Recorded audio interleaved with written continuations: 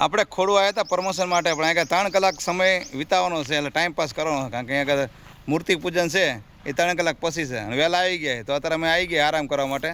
ખોડું બાપા સીતારામ મઢુલી છે, મસ્ત લોકેશન છે, એકદમ સુપર લોકેશન છે, તમે જોઈ શકો છો. પાછળ પક્ષી રહે એ માટે બનાવેલું છે, ઉપર ઊંચી ઊંચી ઇમારત, અને આ બાજુ ગાર્ડન જેવું છે. અને ખાસ અહીંયા આગળ બતાવવા માટે વિડીયો ચાલુ કર્યો, કારણ કે કેળાનું ઝાડ છે, તમે જુઓ કેળા અહીંયા આગળ છે, લૂબેલૂમ કેળા તમને જોવા મળી જશે. છે ને બાકી મસ્ત મજાના કેળા. આપણે કેળું પણ તોડીને ખાશું, કેવું લાગે, કાચું કે પાકું હોય. કોઈ દી તાજા કેળા તો કોઈ દી તોડ્યા નથી આપણે, પૂછા વગર તોડી છીએ. તૂટતો નથી હો, બાકી ફૂલ મજબૂત છે. તૂટશે કે નહીં તૂટે, ફેરવવું પડશે.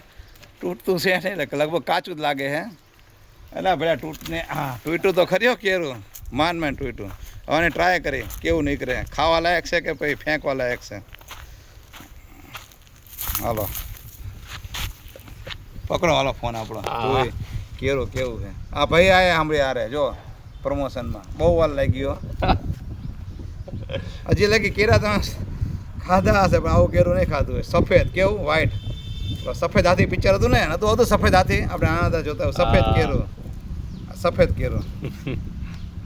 હા વ્હાઈટ કલરનું કેવું, હા બહુ કડક છો. પૂછા વગર ખાધું હોય ખોડના મંદિરમાં કે મઢમાં બાપા, સ્વાદે ચાખો હોય, ભલે ગમે એવું થાય. કેવું લાગે,